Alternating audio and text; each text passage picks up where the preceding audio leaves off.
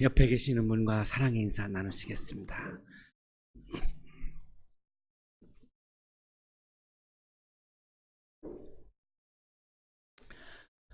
시인 박노해님은 사상범으로 감옥에 갇혔습니다. 그리고 재판에서 사형 선고를 받았습니다.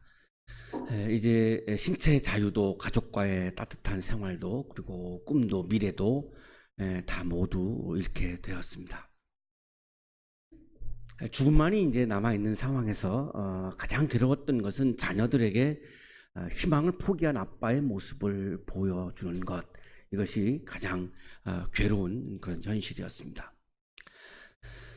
마지막까지 희망을 포기하지 않는 아빠의 모습을 보여주고 싶었고, 그것을 위해서 할 수 있는 것은 아무것도 없었습니다. 그래서 시를 쓰기 시작을 했습니다. 이때 이 감옥에서 쓴 시들을 모아서 낸 시집이 사람만이 희망이다라고 하는 그런 시집입니다. 이 시집 속에 아직과 이미 사이라고 하는 시가 들어 있습니다. 아직에 절망할 때 이미를 보아.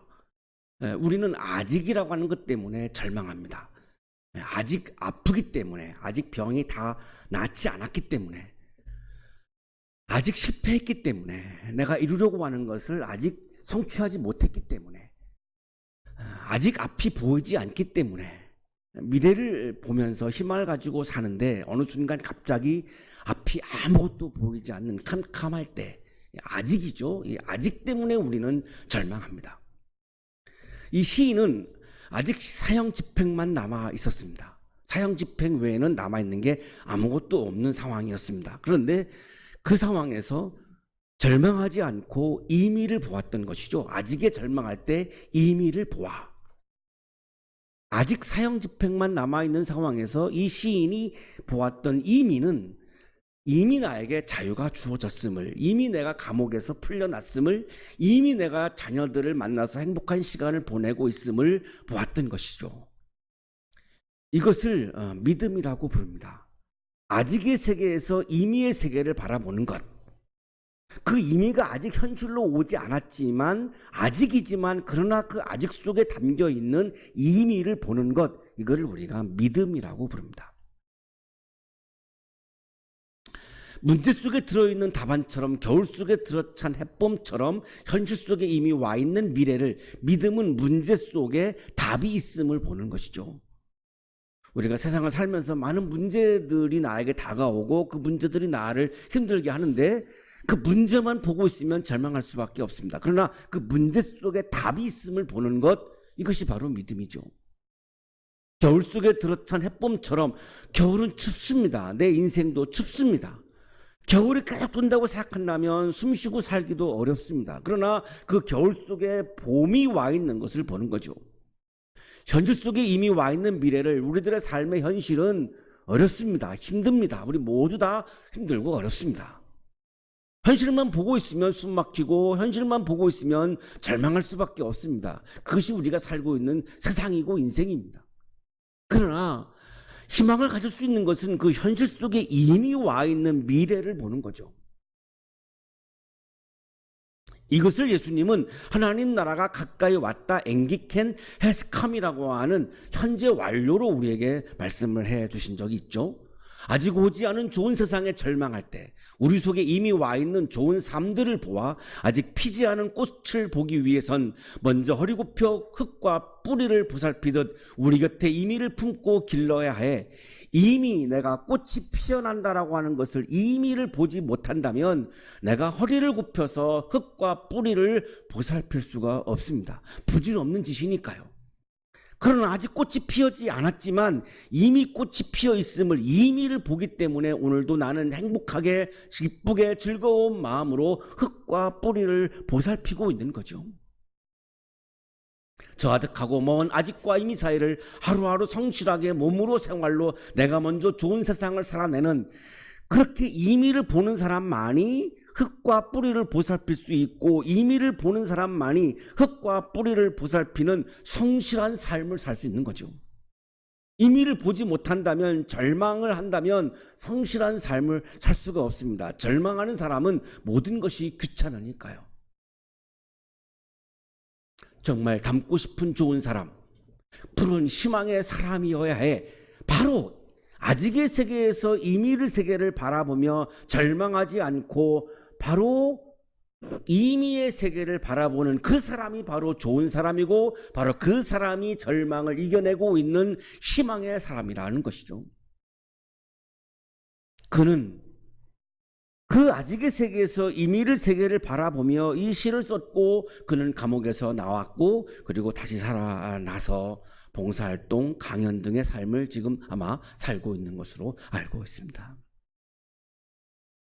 오늘의 성서일과는 아직의 세계에서 이미의 세계를 바라보는 믿음에 관한 말씀입니다.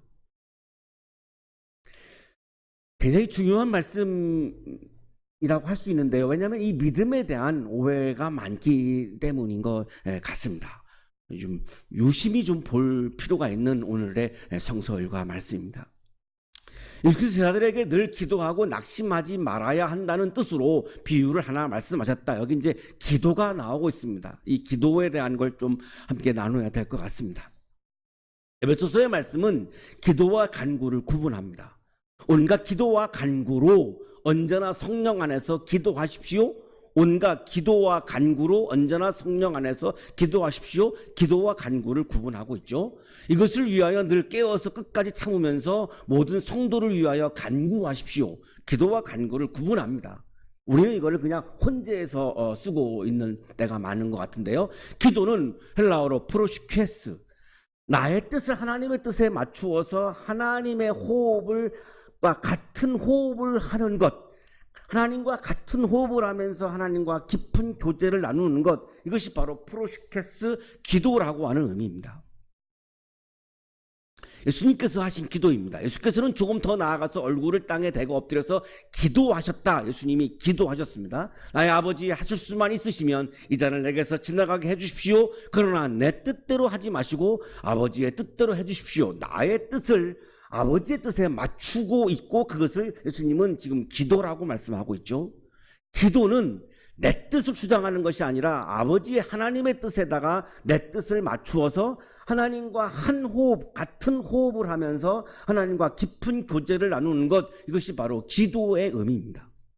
이거를 에베소서는 성령 안에서의 기도라고 말씀하고 있죠. 언제나 성령 안에서 기도하십시오. 하나님의 뜻 안에서 기도하는 것을 의미하는 거죠.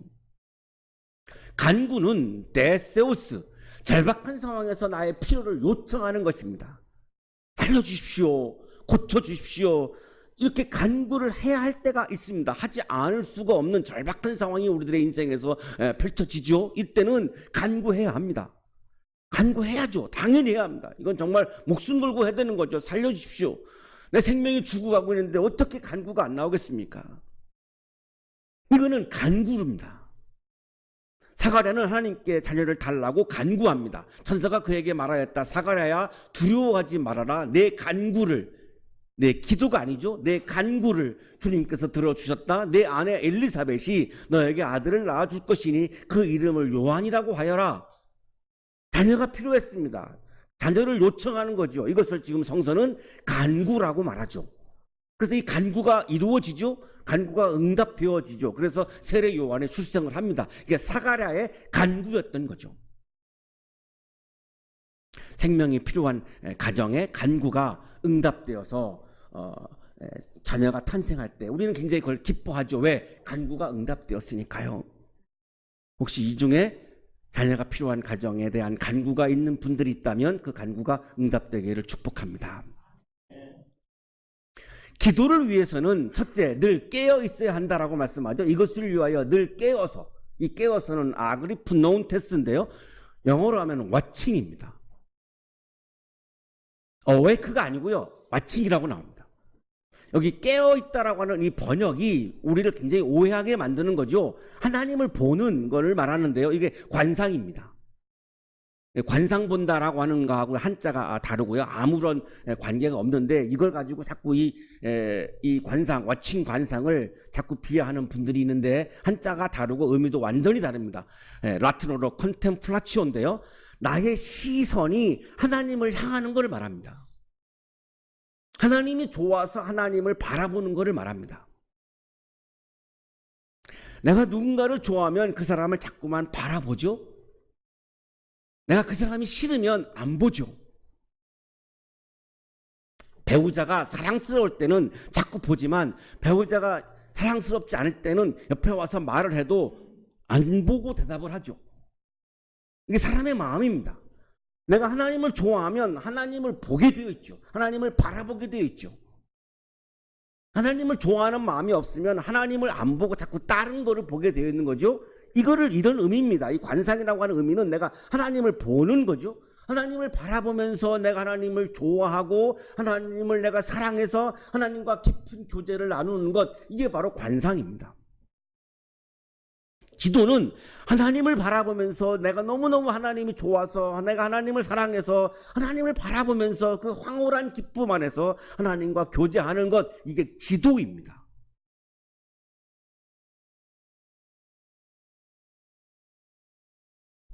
이 기도가 살아나는 것이 저는 한국 교회가 살아나는 것이라고 보는데, 이 기도가 아니라 그냥 간구를 기도와 동일시시키면서 간구는 있지만 기도가 없는 이런 우리들의 상황이 벌어졌다라고 보여지는데요. 간구도 필요하고 기도도 필요한데 간구만 있다라고 하는 느낌인 거죠. 이 기도가 없다 보니까 하나님과의 깊은 교제가 자꾸만 없어지고 있는 거죠. 두 번째, 끝까지 참아야 한다라고 하는 걸 강조하죠. 기도할 때 끝까지 참아야 한다. 하나님을 바라보면서 하나님을 믿고 참고 인내하면서 하나님의 응답을 기다려야 한다고 하는 거죠. 그 응답의 시간은 하나님이 결정하는 거지 내가 결정하는 것이 아니기 때문에 기다려야 한다는 거죠. 하나님을 향한 믿음이 있어야 기다리는 것이 가능하죠. 하나님에 대한 믿음이 없으면 기다릴 수가 없습니다. 예수님께서 말씀하신 하나님의 뜻은 하나님의 나라가 도래해서 로마의 지배로부터 해방해서 하나님의 형상을 히브리인들이 회복하는 것입니다. 유대인들의 가장 간절한 간구도 로마의 지배로부터 나라가 회복되는 겁니다. 하나님의 뜻과 이 이스라엘 사람 히브리인들의 지금 간구가 일치하고 있죠. 그래서 이거를 간구하라는 겁니다. 하지 말라는 게 아니죠. 간구하는데 믿음을 가지고 이거를 끝까지 하라는 거죠. 끝까지 하려면 아직 로마의 지배로부터 해방이 되지 않았지만 이미 하나님의 은혜로 자유가 주어졌음을 보는 눈이 있어야 이거를 끝까지 할 수 있다는 거 하는 거죠.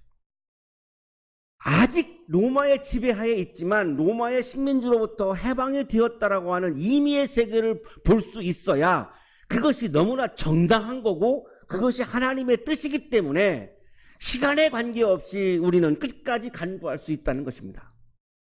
끈질기게 간구하는 것이 강조점이 아니고 그것은 하나님의 뜻이기 때문에, 로마의 지배로부터 해방하는 것은 하나님의 뜻이기 때문에 그건 너무나 정당한 거기 때문에 그 정당성에 대한 확신이 있다면 하지 말라 그래도 끝까지 할 수 있다는 것입니다. 억지로 나의 의지로 끝까지 하라는 말씀이 아닙니다. 하나님의 뜻에 내 뜻을 일치시키면 그것을 끝까지 할 수 있는 동력이 거기에서 나온다는 것이죠. 자, 오늘 본문에서 성서일과에서 예수님은 제자들에게 기도에 대해서 말씀하시는데 기도하면서 낙심하지 말아라 이렇게 말씀하죠. 여기 낙심하지 말라는 N과 K인데요. 기브업, 포기하지 말라는 겁니다. 사람이 언제 포기하느냐? 그것에 대한 확신이 없을 때, 그것에 대한 정당성에 대한 확신이 없으면은 하다가 내가 멈칫해서 포기하게 되는 것이고, 그것에 대한 확신이 있다면, 아직의 세계에서 이미의 세계를 바라보며 그것에 대한 확신이 있다면 포기하지 않는다는 것입니다. 자신이 없으니까 포기하는 거죠.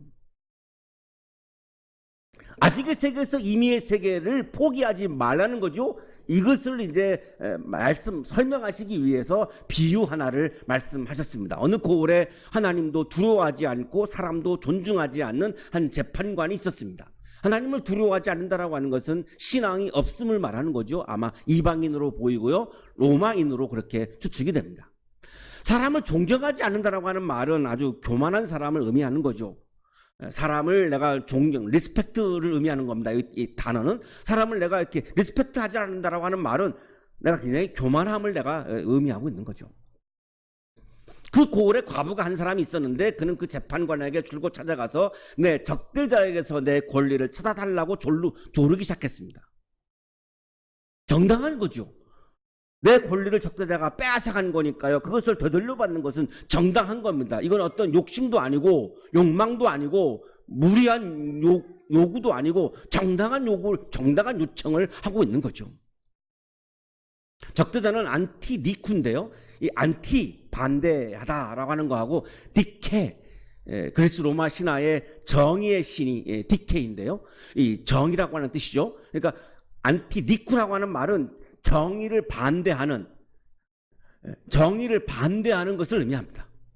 여기 적대자의 의미는 정의를 반대하는 거죠.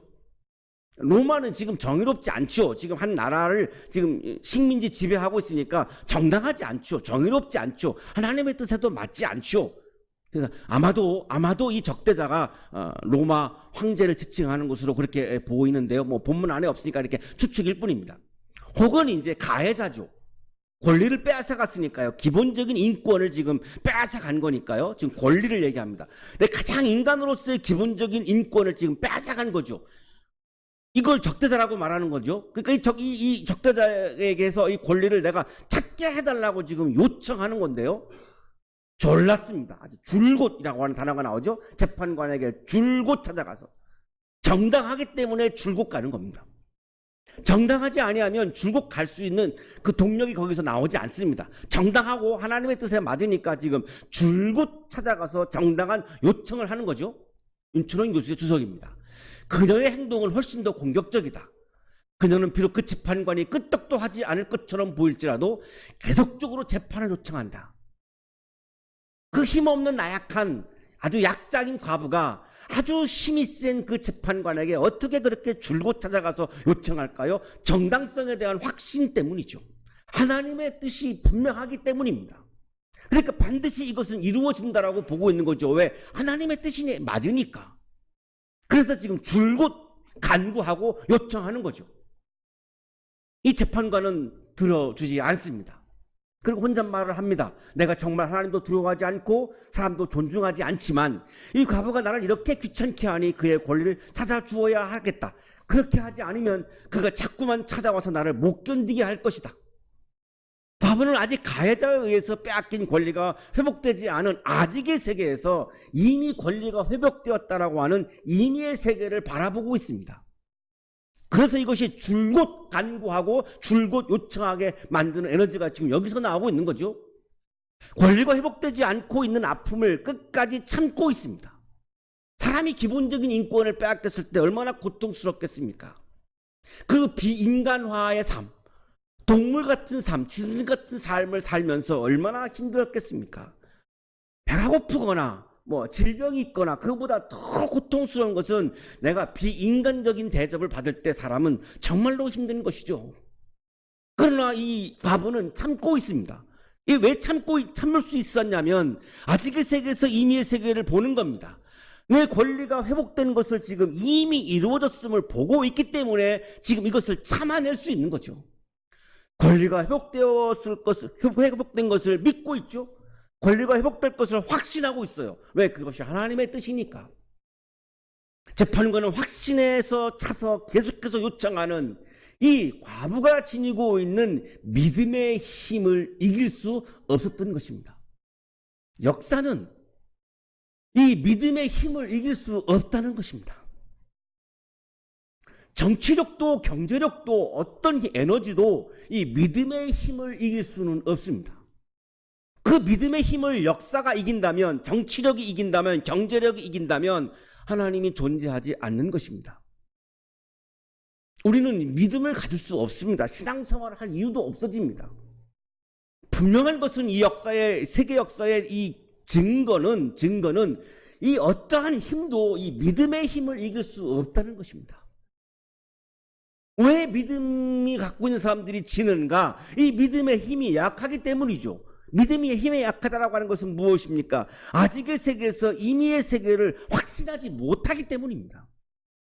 아직을 바라보니까, 아직의 세계를 바라보니까, 아직의 세계에 내 시선이 매몰되어 있으니까 임의의 세계를 가지고 다가오시는 하나님을 보지 못하고 그 하나님과 기도를 통해서 교제하지 못하니까 간구는 하는데 기도는 하지 못하니까 하나님과의 깊은 교제가 없다 보니 하나님의 뜻이 반드시 이루어진다라고 하는 그 확신이 약한 것이고, 그래서 믿음이 있는 사람들이 자꾸만 세상에서 지고 있는 것이죠. 그러나 믿음의 힘 그 자체는 어떤 힘도 이 믿음의 힘을 이길 수가 없다는 것입니다.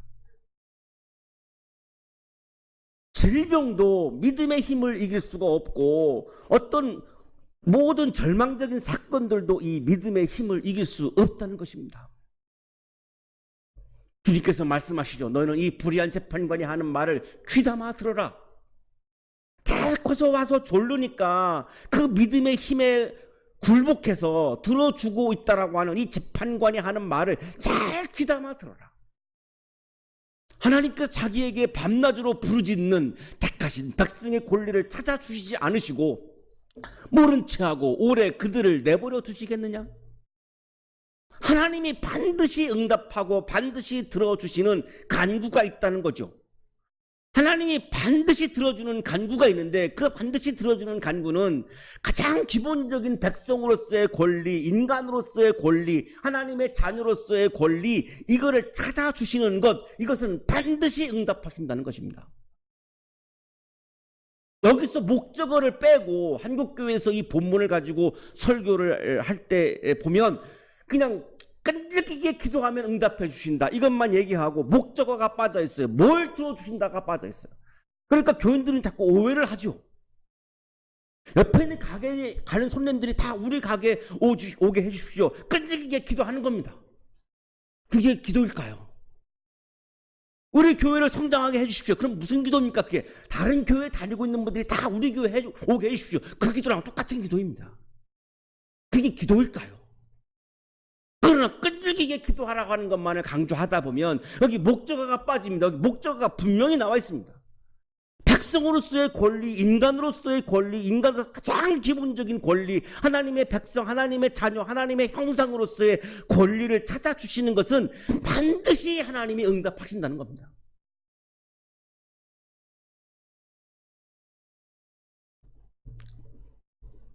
내가 너에게 말한다. 하나님께서는 얼른 그들의 권리를 찾아주실 것이다. 얼른이라고 하는 말씀을 하고 있죠. 하나님께서는 얼른 그들의 권리를 찾아주실 것이다.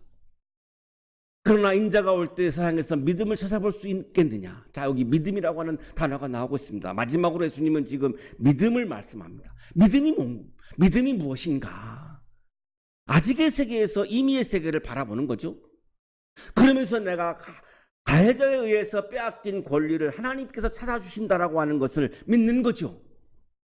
아직은 내가 그 권리가 회복되지 않았지만 하나님의 개입에 의해서 반드시 하나님의 주권에 의해서 그 하나 빼앗기는 인간으로서의 권리가 회복된다라고 하는 것을 아직의 세계에서 이미의 세계를 바라보고 믿는 것, 그것을 믿음이라고 한다는 거죠. 이 빼앗긴 인간으로서의 권리를 회복시켜 주시는 것, 이게 뭐죠? 하나님이 통치하시는 하나님의 나라입니다. 로마가 히브리인들의 권리를 다 빼앗아 갔습니다. 로마의 나라이니까요. 내가 나의 나라를 추구한다는 거 하는 것은 뭐죠? 내가 다른 사람들의 인간의 기본적인 권리를 빼앗겠다라고 하는 말과 같은 말입니다.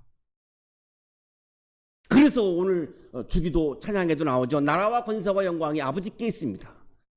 이 나라가 아버지의 나라입니다. 주의 나라입니다. 주님의 나라입니다. 모든 영광과 모든 권력은 다 아버지의 것입니다. 라고 주님의 기도에 나오죠.